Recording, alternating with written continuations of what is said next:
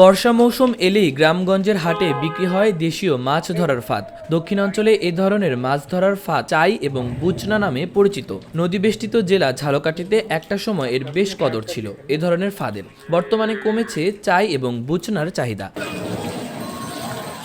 খালবিলে এখন আর আগের মতো দেশীয় মাছ মেলে না। তার উপর এবছর পানি দেরিতে এসেছে, তাই মাছ আরও কম, যে কারণে কমে গেছে চাই বুচনার চাহিদা। বর্ষা মৌসুমের অপেক্ষায় যারা সারা বছর অপেক্ষা করত, এবছর তারা অনেকটাই হতাশ। এই মৌসুমে চাই বুচনা বিক্রি করে জীবিকা নির্বাহের ব্যবস্থা হতো ঝালকাঠির কয়েকশো পরিবারের।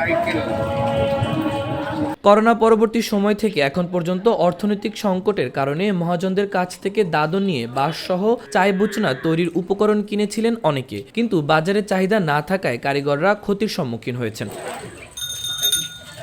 ঝালকাঠি জেলার নিম্ন আয়ের অনেক মানুষ দীর্ঘ বছর ধরে চাই বুচনা তৈরি করে জীবিকা নির্বাহ করে আসছেন। নিজের পুঁজি না থাকায় মহাজনদের কাছ থেকে দাদন নিয়ে বাঁশসহ প্রয়োজনীয় উপকরণ কিনে বুচনা তৈরি করেন তারা। মহাজনরূপী পাইকাররা এজন্য বাজারের মূল্যের চেয়ে কিছুটা কম দামে এসব বুচনা কিনে নেন। এই তো বর্ষা বাদলে বেচা কিনা একটু কম, আর যদি খরা হইতে তাই এতক্ষণে আমাকে বেচা কিনে হয়ে যায়। আর চারিদিকে জাল জল বাইরে হয়েছে, টনা জাল, এর কারণে বেচা কিনা খুব কম আছে। এগুলো বেশি আপনার 280 300 এরকম।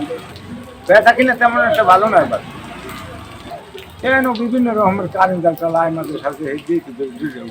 কারিগররা অনেকেই বলেছেন, আগে বর্ষাকালে দক্ষিণাঞ্চলের নদীনালা খালবিল জলে টইটুম্বুর হয়ে গেলে জলের সঙ্গে ভেসে বেড়াতো হরেক রকমের মাছ। এসব মাছ শিকার করার জন্য অপেক্ষাকৃত সহজ কৌশল চলাচলের পথে চাই কিংবা বুচনা পেতে রাখা হতো, কিন্তু বর্তমান সময়ে মাছ না মেলায় চাই বুচনার ব্যবহার কমে গেছে। মাহবুবুর রহমান ইমন, খবর সংযোগ।